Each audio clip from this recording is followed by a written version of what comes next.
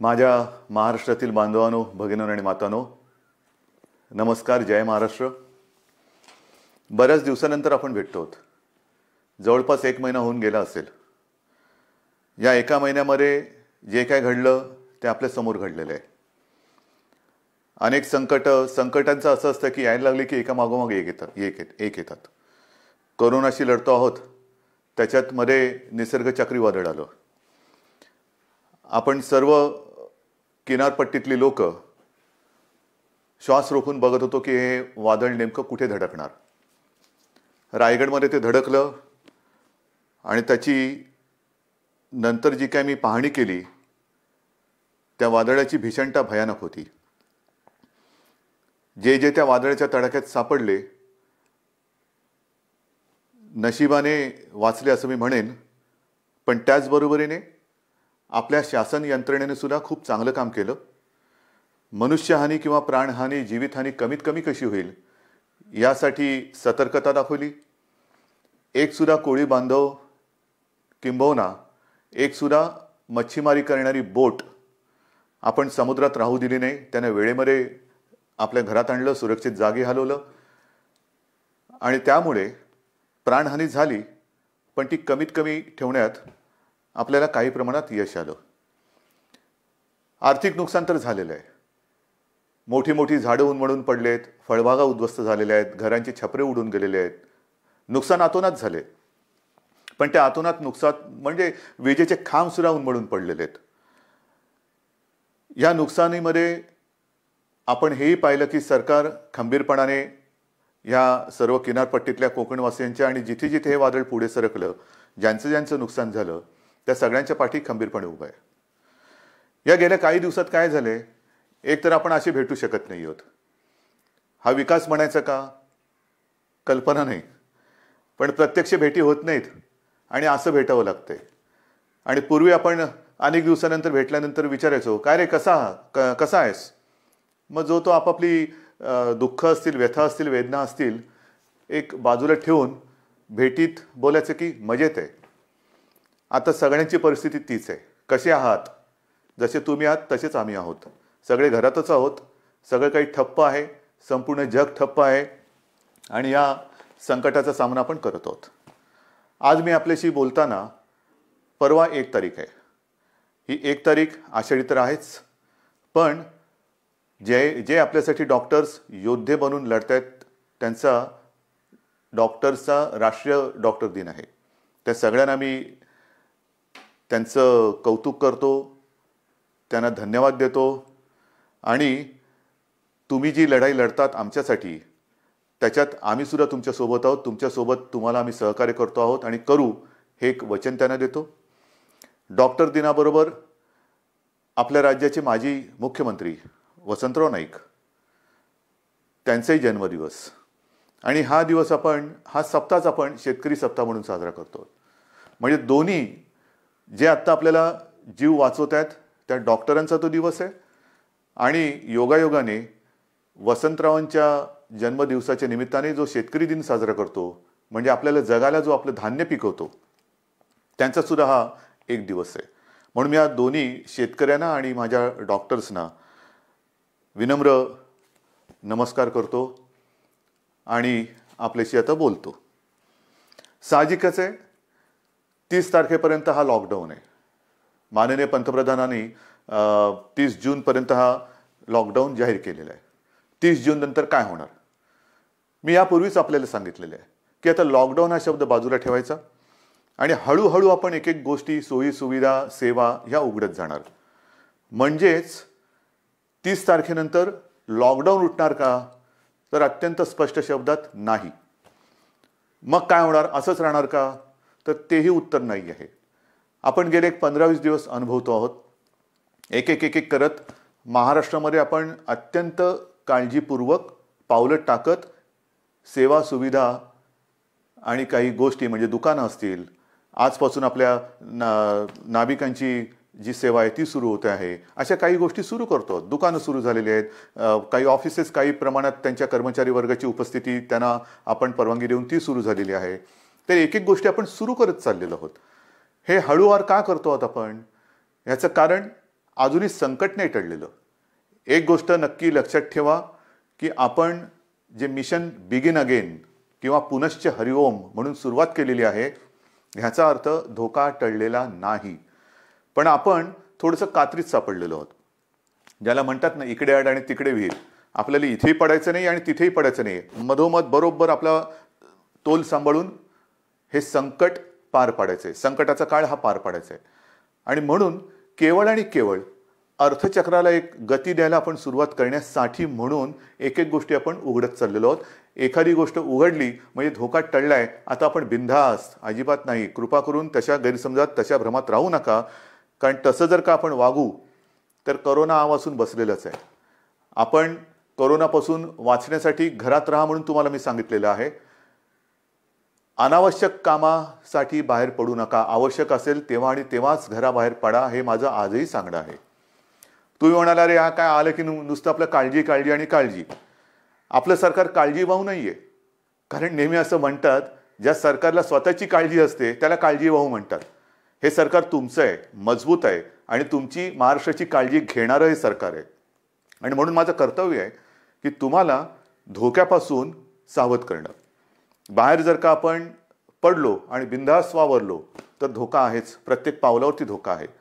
मला एका गोष्टीचा नक्कीच अभिमान आहे की माझे सगळे महाराष्ट्रातले बांधव, माता भगिनी ह्यांचा सगळ्यांचा माझ्यावरती, आपल्या सरकारवरती विश्वास आहे आणि जे जे काही सरकार सांगतंय त्या सूचना तुम्ही पाळता आहात, म्हणून मला तुमचा अभिमान आहे.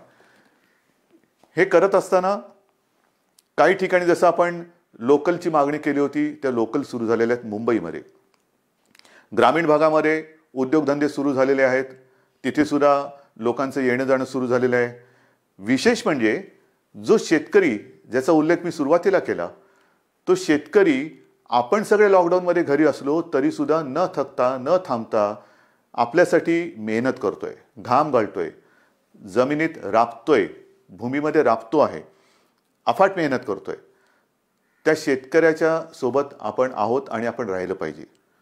मला कल्पना आहे की जसजसा हा सीझन आता पुढे सरकतोय, महाराष्ट्रातल्या ग्रामीण भागात, मग मराठवाडा असेल, विदर्भ असेल, काही ठिकाणावरून तक्रारी आलेल्या आहेत आणि त्याची गंभीर दखल आपण घेतलेली आहे. तक्रारी कोणत्या आहेत? बोगस बियाणं. हे दुर्दैव आहे, हे दुर्दैव आहे.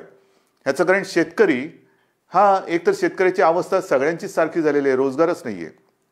तरी देखील मागचा पुढचा विचार न करता हा शेतकरी आपल्यासाठी मातीत राबतोय, हे आपल्याला सर्वांनाच माहिती आहे. मरमर मरून, राबून, अफाट कष्ट करून जे बियाणं त्यांनी पेरलं ते बियाणं उगवलंच नाही. मग काय करायचं? दुबार पेरणीचं संकट आलं, आणायचे कुठून पैसे? एक तर असंही कर्जाचं ओझं जे आपण बऱ्याचशा प्रमाणात उतरवलेलं आहे आणि जे राहिलेलं आहे, जो शेतकरी माझा या कर्जमुक्तीच्या योजनेमधून काही कारणासाठी, म्हणजे जसं मी मागे सांगितलं तुम्हाला की 2 टप्प्यात जे आपण करणार होतो कर्जमुक्ती, त्याच्यातला काही भाग, काही लाख शेतकरी हे नेमकं तिथल्या स्थानिक निवडणुका आल्या, आचारसंहिता सुरू झाली म्हणून ही कर्जमुक्ती तिथली थांबली. त्याच्यानंतर करोनाचं संकट आलं म्हणून ही कर्जमुक्ती थांबली. पण आता आपण ठरवलेलं आहे की लवकरात लवकर हा उरलेला सुद्धा शेतकरी आहे त्याला देखील कर्जमुक्त करायचं. मग हे असं सगळं करून पैसा जमवून तो आपल्यासाठी बियाणं विकत घेतो, पेरतो आणि राबतो आणि बियाणंच उगवलं नाही. पण मी माझ्या शेतकरी दादांना सांगू इच्छितो की तुम्ही काळजी करू नका, हे सरकार तुमचं आहे.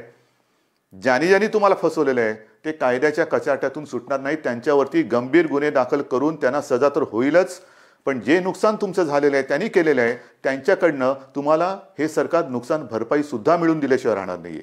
काळजी करू नका. हे सरकार म्हणजे असं बेवारशाचा कारभार नाहीये, कोणी यावं आणि माझ्या महाराष्ट्रातल्या जनतेला फसवून जावं, अजिबात नाही चालणार. ज्यांनी शेतकऱ्यांना फसवलेलं आहे त्यांना शिक्षाही होणार, त्यांना शिक्षाही करणार. आणि म्हणून मला असं वाटतं की एक संधपणा जो आपल्यामध्ये आहे तो फार महत्त्वाचा आहे. मला विशेष धन्यवाद आणखीन सर्व धर्मियांना द्यायचे आहेत, सर्व धर्मीय. मग त्याच्यामध्ये माझे हिंदू आलेच, मुस्लिमही आले, ख्रिश्चनही आले, शीख पंथी आले, सगळेच आले. ह्याचं कारण मी मागे आपल्याशी बोललो होतो.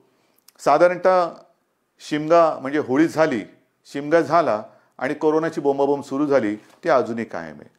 सगळ्यांनी, मग तो ईद असेल, मग आपली रामनवमी असेल, आता तर मुख्य म्हणजे आषाढीची वारी, आषाढी एकादशी आता परवा आहे, मी चाललोय. पण सगळ्यांनी आपल्याला एक सामाजिक भान ठेवून हे उत्सव अत्यंत शिस्तबद्ध पद्धतीने जसं सरकार सांगते तशा पद्धतीने ते आता साजरा हा शब्द विचित्र आहे, पण घरातल्या घरात का होईना साजरा करतात.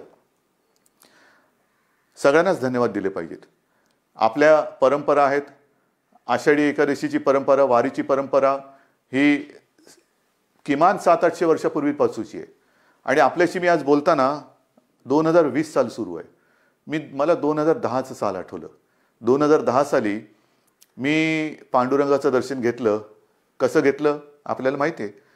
मी हा संपूर्ण वारीचा पाठपुरावा केला, पण मी वारीत प्रत्यक्ष सहभागी न होता हेलिकॉप्टरमधून सहभागी झालो आणि एरियल फोटोग्राफी केली. त्याचं पुस्तकसुद्धा मी आपल्या चरणी तुम्हाला मी सगळ्यांना अर्पण केलेलं आहे. पाहावा विठ्ठल.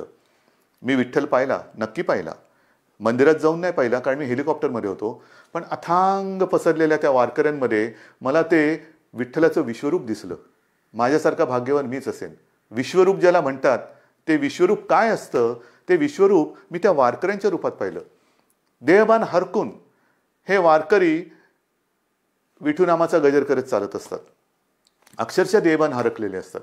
म्हणजे कशाचं काही त्यांना सगळं जग आजूबाजूला आहे नाही, बस विठू माऊली विठू माऊली विठू नामाचा गजर करत ते चालत असतात. ही गेल्या अनेक वर्षाची परंपरा. अनेक ठिकाणावरनं संत महात्म्यांच्या पालख्या तिकडे येतात आणि मग ते रिंगणं होतात. मग ते इंदापूरचं रिंगण असेल, वाखरीचं रिंगण असेल, ते घोडे धावतात. हे सगळं अप्रूप हे केवळ आपल्या देशातच होऊ शकतं. पण त्या सगळ्या वारकऱ्यांनी सुद्धा संयम दाखवला. जे सरकार म्हणेल ते. हे असे नागरिक कुठे सापडणार तुम्हाला. आणि त्या वारकऱ्यांना सांगतोय की नाईलाज म्हणून आपल्याला यावेळेला तो सगळा वारीचा सोहळा हा आटोपशीर करावा लागला. पण मी आपल्या वतीने आपल्या विठुरायाला साकडं घालायला जाणार आहे. नक्की जाणार. विठुरायाला मी साकडं घालणार की विठुराया हे काय आहे, कोणते दिवस आहेत, कशी दिवस आहेत, कशी परिस्थिती आहे. हे तुझे लाखो करोडो भक्त आज तुझ्या दर्शना विना घरातल्या घरात आहेत. आणि का तरी अशी विचित्र परिस्थिती आलेली आहे. तुझे चमत्कार आम्ही अनेक ऐकलेत. आम्ही तुमचे चमत्कार अनेक चित्रपटातून पाहिलेत. पण आता हा चमत्कार आम्हाला दाखव आणि हे करोनाचं संकट लवकरात लवकर नष्ट करून केवळ माझा महाराष्ट्रच नाही तर संपूर्ण जगाला पुन्हा एकदा सुखाचे, समृद्धीचे आणि निरोगी आयुष्याचे दिवस दाखव. हे साकडं घालायला मी जाणार आहे. वारकऱ्यानो, आशीर्वाद, तुमचे आशीर्वाद माझ्या पाठी असू द्या की ते आशीर्वाद घेऊन मी विठुरायाचे आशीर्वाद घ्यायला जाईन. आणि मला खात्री आहे तुम्ही जर मागे उभे राहिलात ना तर आपली विठू माऊली सुद्धा त्या माझ्या साकड्याला यश दिल्याशिवाय राहणार नाही. तुमचे आशीर्वाद मी आज मागतोय. मी आषाढी एकादशीला तुमच्या सगळ्यांचा प्रतिनिधी, मुख्यमंत्री म्हणून नाही, तो मान बहुमान वेगळा, पण मी तुमचा प्रतिनिधी म्हणून मी जातो आहे. जेव्हा तिथे मी पोहोचेन तेव्हा मी तुमचा प्रतिनिधी वारकरी म्हणून मी तिथे पोहोचणार आहे. म्हणून मला तुमचे आशीर्वाद पाहिजेत. आषाढीची ही उद्याची आषाढी परवाची आषाढी एकादशी येते. त्याच्यानंतर दहीहंडी येते. दहीहंडीच्या मंडळानं सुद्धा मला खास धन्यवाद द्यायचे. कोणीही माझ्याशी बोलायला आलं नाही, कोणी कोणाशी चर्चा केली नाही, पण एक सामाजिक भान ठेवून त्यांनी स्वतःहून दहीहंडीचा उत्सव हा रद्द केला. ह्यालाच म्हणतात एक सामाजिक जाणीव, सामाजिक भान. शेवटी उत्सव म्हणजे काय, कोणासाठी उत्सव, आनंदासाठी असेल. पण जर हे संकट चहूबाजूनी आपल्याला वेढून टाकत असेल तरी देखील आम्ही उत्सव साजरे करतोय, हे असा आंधळेपणा नाही उपयोगाचा. मग दहीहंडी झाल्यानंतर मी काल परवाकडेच गणपती उत्सवाबद्दल एक आपल्याला विनंती केलेली आहे. कारण जसं वारीची परंपरा आहे, दहीहंडी आपल्याकडे साजरा होतोय, मग गणपती बाप्पा येणार, मग नवरात्री येणार, मग दिवाळी येणार, त्याच्यामध्ये ईद येणार, मग आपल्या मुंबईमध्ये माउंट मेरीची यात्रा येणार. हे सगळे सणवार हे सगळ्या धर्मियांचे हे आता येणार. पण त्याच्यामध्ये जर का आपण आपलं सामाजिक भान पाळलं नाही तर ज्या संकटाशी आपण लढतो आहोत त्या संकटाला आपण आपला दरवाजा उघडा करून देतो आहोत. म्हणून मी गणपती उत्सवात सगळ्यांना विनंती केलेली आहे. एक तर सर्व मंडळांची मी बैठक घेतली आणि त्यांना सुद्धा मला खास धन्यवाद द्यायचे की सर्व मंडळांनी एक सुरामध्ये सांगितलं की उद्धवजी, सरकार घेईल तो निर्णय आम्हाला मान्य आहे. तुम्हाला सुद्धा मी मनापासून नमस्कार करतोय. आणि गणरायाला सुद्धा हेच जे विठुरायाच्या चरणी मी प्रार्थना करतोय, आपण जो निर्णय घेतला आहे की यावेळेला एक सामाजिक भान ठेवून हा उत्सव साजरा करूया. मी सर्वांना विनंती केलेली आहे की जिथे जिथे सार्वजनिक गणेशोत्सव होतात, मुंबई, पुणे, सर्वत्र सर्वत्र राज्यभर होतात. मग काही काही मूर्त्या 15-15, 20-20 फूट असतात, 22 फूट, 23 फूट. नाही, आता ही परिस्थिती तशी नाही आहे. सर्वांनी थोडा संयम ठेवा. आणि मूर्तीची उंची जास्तीत जास्त मी 4 फूट सांगितलेली आहे. का 4 फूट सांगितली? तर मूर्ती हलवताना सुद्धा जास्त लोक एकमेकाच्या जवळ येता कामा नयेत. विसर्जनाची सुद्धा आगमनाची मिरवणूक नाही, विसर्जनाची मिरवणूक नाही. मग गणेशोत्सव साजरा कसा करायचा? अजून थोडा अवधी आहे. आपण चर्चा करून त्याच्यातनं सुद्धा हा नेमका कसा करायचा त्याच्यावरती मार्ग काढू. कारण आपण परंपरा जपणारी माणसं आहोत. ज्या लोकमान्यांनी त्या काळात, स्वातंत्र्यपूर्व काळामध्ये घरातला गणपती त्यांनी बाहेर आणला, कारण स्वराज्य, त्याच्यासाठी लोक एकत्र आली पाहिजेत. म्हणजे त्यांनी सणांची चळवळ केली. आपण चळवळीचा वारसा घेऊन पुढे जायचं आहे. त्या चळवळीमध्ये सगळी लोक एकत्र आली, एकोपा वाढला. आता सुद्धा तो एकोपा कायम आहे. मग हा एकोपा चळवळीसाठी पुढे न्यायचा असेल तर आपण आपला महाराष्ट्र विघ्नहर्त्याचं आगमन होतंय, मग त्याचे आशीर्वाद घेऊन त्याच्या साक्षीने विघ्नमुक्त करू शकतो का, कोरोनामुक्त करू शकतो का, हे आपल्याला बघायला पाहिजे. आणि करू शकतो. जर का आपण ठरवलं तर आपण नक्की करू शकतो. आरोग्यविषयक जर का आपण शिबिरे घ्यायचं ठरवलं, मध्ये मी जसं आपल्याला सांगितलं की रक्ताचा तुटवडा आल्यानंतर रक्तपुरवठा किंवा रक्ताचा साठा कमी होता, तेव्हा मी 2 वेळा आवाहन केलं की रक्तदान करा.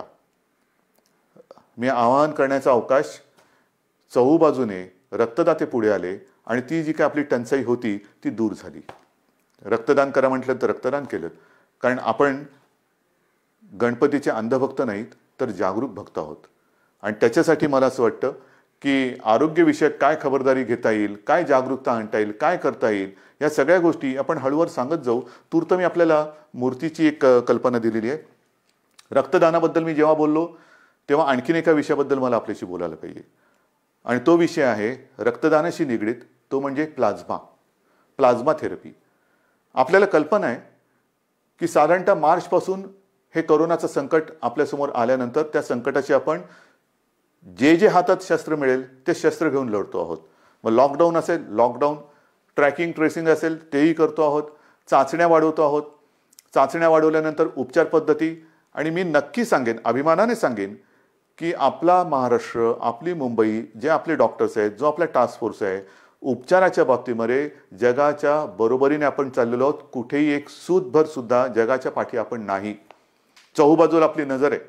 कोणत्या देशात काय चाललंय, या देशात काय चाललंय, कोणते उपचार होत आहेत, कोणते औषधे होत आहेत.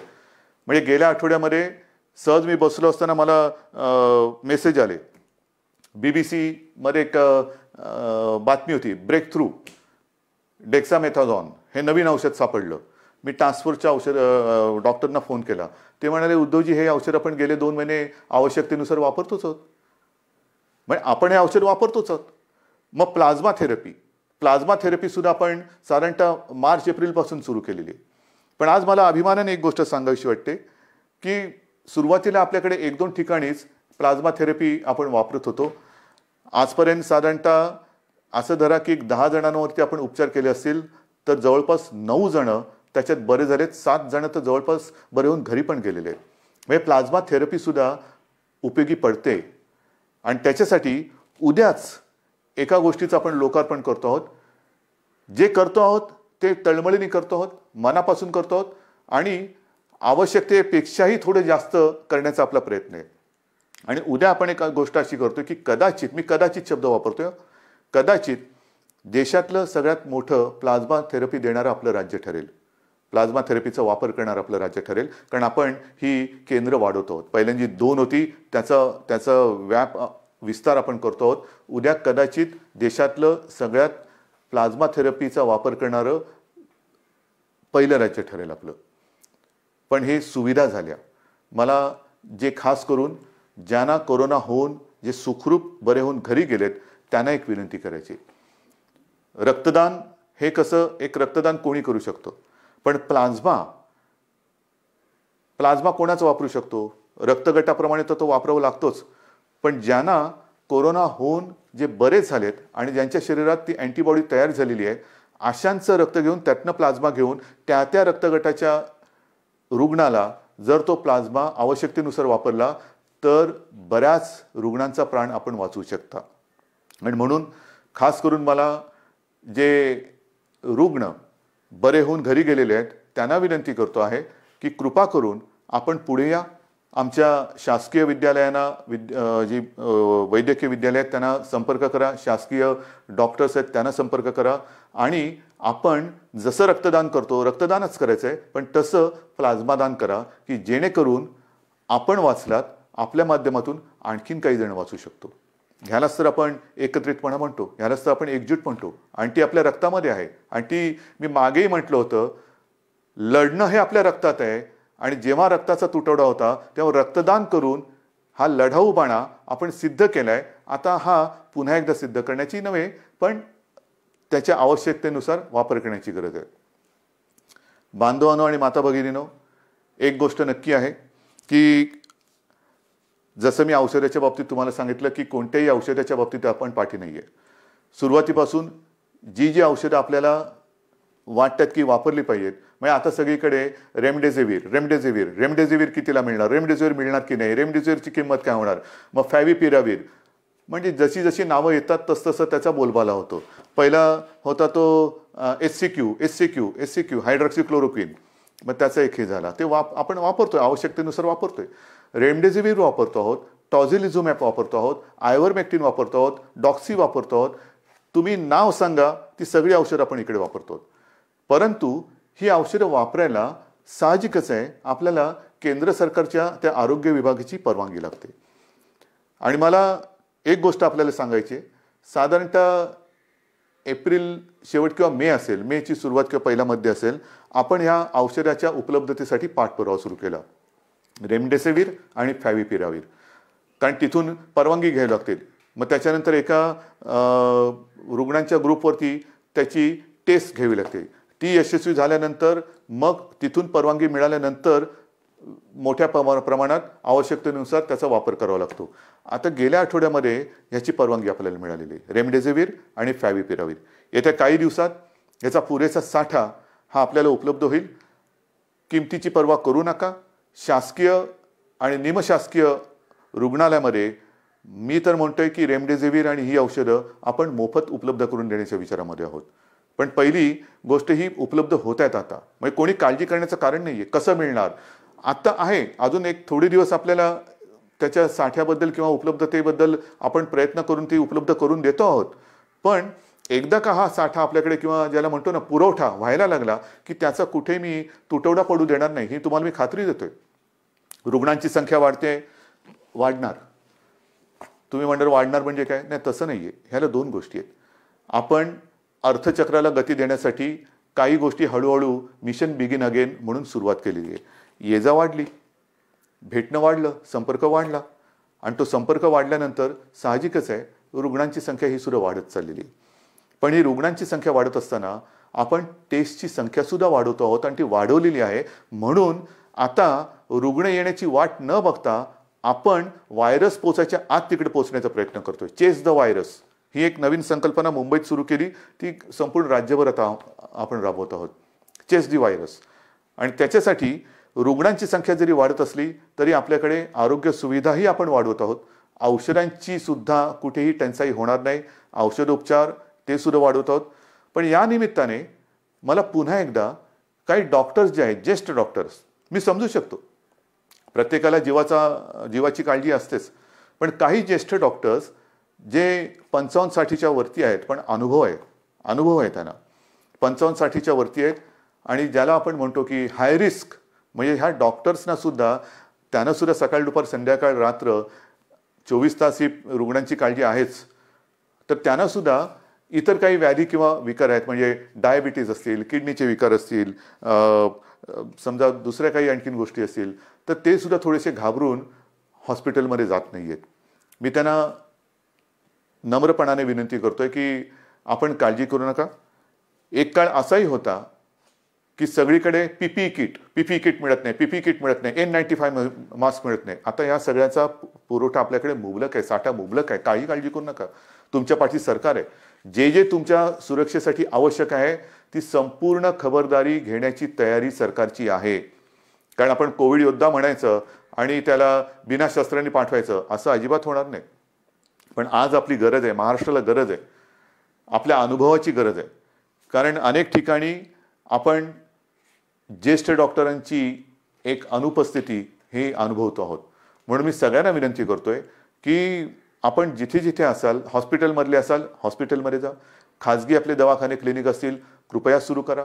ज्या ज्या गोष्टीची आपल्याला उपकरणांची आवश्यकता असेल ती सरकारकडनं आपल्याला दिली जाईल. तुम्ही त्याच्यात अजिबात काळजी करू नका. तुम्हाला जे जे पाहिजे ते पुन्हा मिळेल, ते पूर्ण मिळेल. अशा पद्धतीने आपण एका बाजूला आरोग्य सुविधा वाढवत चाललेलो आहोत, एका बाजूला टेस्टची संख्या वाढवत चाललेलो आहोत, टेस्टची केंद्र वाढवत चाललेलो आहोत. आता तर काही अँटीबॉडी आणि अँटीजेन टेस्ट करण्याचे रॅपिड किट येत आहेत, तेही मोठ्या प्रमाणावरती आपण घेतो आहोत की ज्याचा एक प्राथमिक जो आपल्याला गाईड करू शकतो, मार्गदर्शक ठरू शकतो की कोणाला हा कोरोना होऊन गेला आहे का त्याच्याबद्दल एक माहिती मिळते आणि साधारणतः निगेटिव्ह पॉझिटिव्ह ह्याच्याबद्दल एक गाईडलाईन मिळते आणि मग आपण त्या पद्धतीने त्याला वेगळं करून उपचार सुरू करू शकतो. तर ह्याही टेस्ट आपण करतो आहोत. ह्याचं कारण असं की आता पावसाळा सुरू झालेला आहे. पावसाळा सुरू झाल्यानंतर नवीन अंकुर येतात, कोंब येतात, पालवी फुटते, हिरवगार होतं, सगळं हिरवे हिरवे गार गालीचे सगळीकडे पसरलेले दिसतात. फार सुखद असं दृश्य असतं. पावसाळा जसं एक नवीन जीवन घेऊन येतो तसंच प्रत्येक ऋतू हा त्याचे काही चांगले आणि काही विचित्र गोष्टी घेऊन येत असतो. पाऊस म्हटल्यानंतर ह्या 2-3 बैठका गेल्या काही दिवसात झालेल्या, त्याच्या आधी झालेलं जसं निसर्ग चक्रीवादळ आलं त्याच्या तयारीची बैठक, जास्त पाऊस पडणार आहे का, मग कुठल्या भागात पडणार आहे, पूर येऊ शकतो का, त्याची तयारीची बैठक. म्हणजे पाऊस आला आनंद हा घेऊन येतो, नवजीवन घेऊन येतो, पण कुठेतरी नैसर्गिक आपत्ती घेऊन येतो. पूर आला नाही तरी काही ठिकाणी अतिवृष्टीमुळे इतर रोगराई येते. मग त्याच्यात मलेरिया आला, डेंग्यू आला, लेप्टो आला, डायरिया आला, सर्दी खोकला आला आणि त्याच्यासोबत कोरोना आहे. मग काय करणार, ह्याची सुद्धा तयारी आपली सुरू आहे. पण मला आपल्याला खास करून शहरी भागात राहणारी जी लोक आहेत त्यांना सांगायचं, मग मुंबई, पुणे, नाशिक सगळीकडे, संभाजीनगर आहे, नागपूर आहे, सगळीकडेच, की या वेळेला आपले सगळे कर्मचारी ह्या कोरोनाच्या लढाईमध्ये आहेत. अफाट मेहनत करतात, साफसफाई करतात, नाले सफाई होते, सगळं साफसफाई होते. पण आता थोडी स्वतःची काळजी मी 1-2 वर्षापूर्वी सुद्धा, किंवा मला असं वाटतं तेही त्याला 7-8 वर्ष झाली असतील, विशेषतः तेव्हा मुंबईपुरतं मी बघत होतो. आता तर माझा महाराष्ट्र, तुम्ही सगळे माझे सोबती आहात, मला संपूर्ण महाराष्ट्र बघायचं आहे. सांगण्याची गोष्ट काय की हे जे दिवस असतात ते मलेरिया आणि डेंग्यूचे असतात. आणि हा डेंग्यू असा विचित्र आहे की एक कोका कोलाच्या बाटलीचं बुच असं उपडं पडलेलं असेल आणि त्याच्यात तेवढं बुचभर जरी पाणी असलं तरी त्याच्यात सुद्धा डेंग्यूच्या आळ्या होऊ शकतात. अंड कुठे अर्धवट पडलेलं, फुटून पडलेलं आहे, टायर पडलेले असतात, हे फार धोकादायक. त्याच्यानंतर प्लास्टिकचं कवर असतं, त्याच्यात ते थोडेसे असे खळगे तयार होतात, त्याच्यात पाणी साठतं. नारळाच्या त्या काय त्याला म्हणतात कवट्या, त्याच्यात पाणी साठतं. झाडांच्या फांद्या तुटून ढोल्या तयार झाल्या असतात, त्याच्यात पाणी साठतं आणि त्याच्यात सुद्धा डेंग्यू होऊ शकतं. तर आपल्याला आपला परिसर स्वच्छ ठेवायचा आहे. कुठेही पाणी साठू देऊ नका. एअर कंडिशनच्या खाली, त्याच्यानंतर फ्लॉवर पॉटमध्ये, अनेक घरामध्ये फेंगशुई त्याच्यासाठी जे काही झाडं लावली जातात त्याच्यामध्ये पाणी असतं, त्याच्यात डेंग्यूच्या आळ्या होऊ शकतात. तर ह्या सगळ्या गोष्टींपासून आता आपल्याला खबरदारी घ्यायला पाहिजे. कारण एका मागोमाग एक संकटाची मालिका ही आपल्याला आता तोडायलाच पाहिजे. मी तुम्हाला ह्या सगळ्या काळज्या घ्यायला सांगतोय कारण एक आपुलकीने सांगतोय, प्रेमाने सांगतोय की काय करावं, काय करू नये. आज सुद्धा मी जेव्हा बघतोय की अनेक ठिकाणी, मुंबईत असो, शहरात असो, पुण्यात असो, ग्रामीण भागात असो, काही ठिकाणी अरे आता झालं सगळं. नाही, झालेलं काही नाहीये, झालेलं काही नाहीये. भाजीवाले बसलेत, तिकडे सुद्धा गर्दी होते, तोंडावरती मास्क नाही, हात कुठेही लावतायत, चेहऱ्याला हात लागतायत. आपणहून कोविडला बळी पडू नका, आपणहून पडू नका. ह्या ज्या प्राथमिक ज्या काही गोष्टी आहेत ना, ह्या जर का आपण पाळल्या, म्हणजे बाहेर फिरताना तोंडावरती मास्क लावणं, एकमेकांपासून अंतर ठेवणं. मी सुरुवातीला सांगितलं होतं की मॉर्निंग वॉकला आपण परवानगी दिलेली आहे, सकाळचा व्यायाम करायला परवानगी दिलेली आहे. तो आरोग्यासाठी दिलेली आहे, आरोग्य सुदृढ व्हावं म्हणून दिलेले आहे, आजाराला बळी पडण्यासाठी नाहीये. तर ह्या काही गोष्टी ह्या आपल्याला पाळाव्या लागतील. जशा काही गोष्टी आपण ओपन करत चाललेलो आहेत तशा ह्या केसेस वाढत आहेत आणि काही ठिकाणावरून माझ्याकडे विचारणा होते की आम्हाला ह्या भागामध्ये पुन्हा लॉकडाऊन करण्याची परवानगी द्या. लॉकडाऊन करायचं का? मी आपल्याला प्रश्न विचारतोय, करायचं लॉकडाऊन? कारण हे तुम्ही ठरवायचे. जर गरज नसताना बाहेर पडलात आणि गर्दी केली आणि केसेस वाढायला लागल्या तर पुन्हा ये रे माझ्या मागल्या. मग एक एक गोष्टी आपण पुढे पाऊल टाकताना पुन्हा मागे नाही यायचं आता. म्हणून लॉकडाऊन करायचं की नाही ह्याचा निर्णय आता मी तुमच्यावर सोपवतोय. जर मला असं वाटलं की गर्दी वाढते, केसेस वाढत आहेत, तर मी प्रशासनाला सांगितलेलं आहे की अशा ठिकाणी जर का आवश्यकता वाटली, शक्यतो नको पण आवश्यकता वाटली तर मग पहिल्यासारखा लॉकडाऊन करण्याची गरज तिकडे पडू शकते. कारण कोरोना हा व्हायरस वस्त्या, एक एक वस्ती, जसं काही ठिकाणी तो शिखरावरती पोचला, खाली आला, पण वस्ती बदलली. काही ठिकाणी जिकडे अजून प्रादुर्भाव नाहीये तिकडे सुद्धा गाफील राहून नाही चालणार. तर ह्या अशा काही काळज्या घेऊन आपल्याला ह्या पुढच्या काळाची वाटचाल करायची. दरम्यान मी तुम्हाला सांगितलं की शेतकऱ्यांसाठी सुद्धा कर्जमुक्तीची योजना जी थोडी काही भागात अपूर्ण राहिली ती आपण पूर्ण करतोय. बोगस बियाण्यामुळे फसले गेलेले शेतकरी त्यांच्या पाठीशी आपण उभे राहतो. आता 30 जूनला प्रधानमंत्री गरीब कल्याण योजना ह्याच्यामध्ये खास करून जे भगवं रेशन कार्ड ह्यांना अन्नधान्य देण्याची जी योजना आहे तिची मुदत संपते. बिना रेशन कार्ड म्हणजे ज्यांच्याकडे रेशन कार्ड नाही त्यांना अन्नधान्य देण्याची योजना संपते. मी गेल्या 8-10-15 दिवसापूर्वी जेव्हा प्रधानमंत्र्यांची व्हिडिओ कॉन्फरन्स होती तेव्हा स्वतः ही मागणी केलेली आहे की 30 तारखेला ही मुदत संपते, धान्य देण्याची मुदत संपते आहे, कृपा करून आणखीन 3 महिन्यासाठी आम्हाला वाढवून द्या. कारण अजूनही हे संकट गेलेलं नाही, उलट केसेस वाढत आहेत.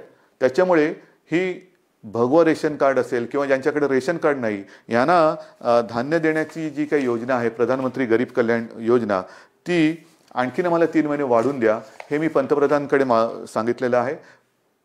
मला खात्री आहे की त्यांना सुद्धा व्यवस्थित सगळ्याची कल्पना आहे आणि ही कल्पना असल्यानंतर लवकरात लवकर आपल्याला त्याच्याबद्दल परवानगी मिळेल ही मला खात्री आहे. हे सगळं झालं चित्र हे आरोग्यविषयक. अर्थचक्राच्या बाबतीमध्ये आपण खचून गेलेलो नाही आहोत. मला एका गोष्टीचा अजून एक अभिमान आहे, नक्कीच आहे, की गेल्या 15 दिवसात महाराष्ट्राने जवळपास 16,000 कोटींचे सामंजस्य करार काही विदेशी कंपन्यांसोबत केलेले आहेत. 16,000 कोटी ही एक फार आपली जमेची बाजू आहे. म्हणजे या संकटामध्ये सुद्धा आपला महाराष्ट्र हा विविध गुंतवणूकदारांना आणि उद्योजकांना आपला वाटतोय हे फार महत्त्वाचं आहे. येत आहेत या गुंतवणूकदारांना कुठे आपण दरवाजे बंद ठेवलेले नाही आहेत. या माझ्या महाराष्ट्रात या, माझ्या विदर्भात या, माझ्या मराठवाड्यात या, माझ्या कोकणात या, माझ्या उत्तर महाराष्ट्रात या, पश्चिम महाराष्ट्रामध्ये या, जिथे तुम्ही म्हणाल तिथे तुम्ही या. जे जे काय तुम्ही कराल तुम्ही जरूर करा. तुमच्यासाठी आमच्या महाराष्ट्राची, देशाची आणि महाराष्ट्राची दारं उघडी आहेत. आल्यानंतर साहजिकच आहे अर्थचक्राला गती मिळाली पाहिजे, माझ्या स्थानिक भूमिपुत्रांना नोकऱ्या मिळाल्या पाहिजेत, रोजगार मिळाला पाहिजे. या सगळ्या गोष्टींसाठी आपण नुसतं कोरोना करत नाही बसलेलो आहोत. इतर सुद्धा काही ज्या गोष्टी आहेत ज्या उद्योगधंद्याच्या बाबतीत असतील, विकास कामाच्या बाबतीत असतील, याही गोष्टी याही आघाड्यांवरती आपण ती ऑफिसेस लॉकडाऊनमध्ये ठेवलेली नाहीत. आपला संपर्क सुरू आहे. सगळ्यांना आपण संपर्क करतो आहोत, त्यांच्या आवश्यकता समजून घेतो आहोत, आपण त्यांना काय देऊ शकतो त्याच्यावरती विचार करतो आहोत. काही अटी तटी शर्ती म्हणजे आल्यानंतर असं काही जणांना होतं नको तो बाबा महाराष्ट्र आम्ही चाललो परत, तसं नाहीये. तुम्ही सांगा काय काय आम्ही करू शकतो, हे आम्ही करू शकतो, ते तुम्हाला मान्य असेल जरूर या. एकदा आलात की तुम्हाला कुठेही आडकाठी केली जाणार नाही. या पद्धतीने आपण जातो आहोत. मग ते पर्यटनाच्या बाबतीत असेल, उद्योगधंद्याच्या बाबतीत असेल, चहूबाजूनी आपण आपले प्रयत्न सुरू आहेत. याचं कारण असं की आपल्याला सर्वांना कल्पना आहे की आपलं अर्थसंकल्पीय अधिवेशन सुरू होतं. अर्थसंकल्प मांडला काय, नवीन स्वप्न घेऊन आम्ही तुमच्यासमोर आलो काय आणि अचानक हे संकट आल्यानंतर तेही अधिवेशन आपल्याला आवर्त घ्यावं लागलं. ती अशी सगळी परिस्थिती आहे. ह्या परिस्थितीचा मुकाबला करतो आहे. शिक्षणाच्या बाबतीत सुद्धा निर्णय तुम्हाला मी सांगितलेला आहे. तर सगळ्यांचीच काळजी घेतोय. शाळा सुरू होणार का, तर माझं म्हणणं आहे शाळा सुरू होणार का पेक्षा शिक्षण कसं सुरू होणार त्याच्यावरती आपण लक्ष देतो. मग ते शालेय शिक्षण असेल, महाविद्यालयीन शिक्षण असेल, सगळ्याच बाबतीत आहोत. तर असं एक गोष्टी आपण करत चाललेलो आहोत. मला खात्री आहे जसं जे सहकार्य तुम्ही आजपर्यंत मला केलं, सरकारला केलं, तसंच याही पुढे कराल. जे जे काय आपण करू ते मी तुम्हाला आधीच सांगितलेलं आहे की तुम्हाला न सांगता मी काही करणार नाही. लॉकडाऊन हा शब्द जरी मी वापरत नसलो तरी याचा अर्थ आपण परवापासून सगळं काही उघडतो आहोत असा गैरसमज करून घेऊ नका. आज देखील आपल्याला उलट आज जास्त शिस्तीची गरज आहे. कारणाशिवाय बाहेर पडू नका. कारण आपण असं म्हणतो की ज्येष्ठ नागरिक म्हणजे घरातले आई वडील कोणी ज्येष्ठ सगळे आपले कुटुंबीय त्यांची काळजी घ्या, मुलांची काळजी घ्या आणि तरुणांनो बाहेर पडा. ह्याचा परिणाम असा होतोय की तरुण सुद्धा आता संक्रमित व्हायला लागलेले आहेत. आणि बऱ्याच ठिकाणी आजही म्हणजे आज सुद्धा एक गोष्ट चांगली आहे की 80% लोकांना लक्षणच दिसत नाही.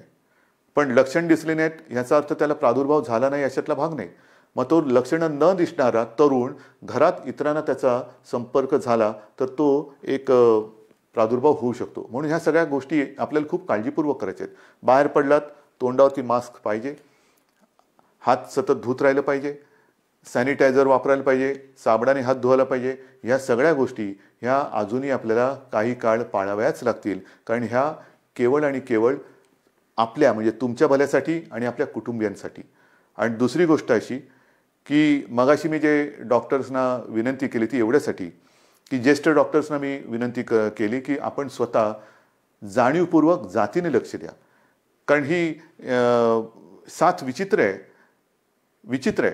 कारण तो रुग्ण त्याचे कुटुंबीय तुमच्या ताब्यात देत असतात. ते कुटुंबीय त्याला भेटू शकत नाहीत. पण केवळ आणि केवळ तुमच्या भरोश्यावरती घरातली प्रिय व्यक्ती ही तुमच्या ताब्यात ते सोपवत असतात. तर त्यांच्याकडे आपण आपुलकीने प्रेमाने लक्ष द्या. आपण कुटुंबीय आपल्या कुटुंबातला म्हणून त्यांच्याकडे बघा. एक ही जर का आपली जवळीक साधली गेली ना तर माझं मत आहे की करोना वगैरे असंच निघून जाईल. तर हा जो काही दुरावा थोडा राहिला असेल भीतीपोटी ती भीती तुम्ही सरकारवरती सोपवा. तुम्हाला काय उपकरणं पाहिजे ती सांगा, सरकार तुम्हाला देईन. पण आता ह्या अंतिम टप्प्यात आपल्याला हे युद्ध अर्धवट सोडून चालणार नाही. इथपर्यंत आपण लढत आलेलो आहोत. आता जर का आपण गाफील राहिलो तर मग पुढे आपण जाऊ शकत नाही. अजूनही संकट टळलेलं नाही, धोका टळलेला नाही. पण हा धोका पत्करून जे करता येणं शक्य असेल त्या गोष्टी आपण हळुवारपणाने उघडत चाललेलो आहोत. लॉकडाऊन पुन्हा करण्याची वेळ येऊ नये आणि त्याच्यासाठी आपलं सहकार्य जसं आजपर्यंत सरकारला मिळालं तसंच ते यापुढे सुद्धा मिळेल अशीच अपेक्षा आणि विश्वास व्यक्त करून मी आपली रजा घेतो. जय हिंद, जय महाराष्ट्र.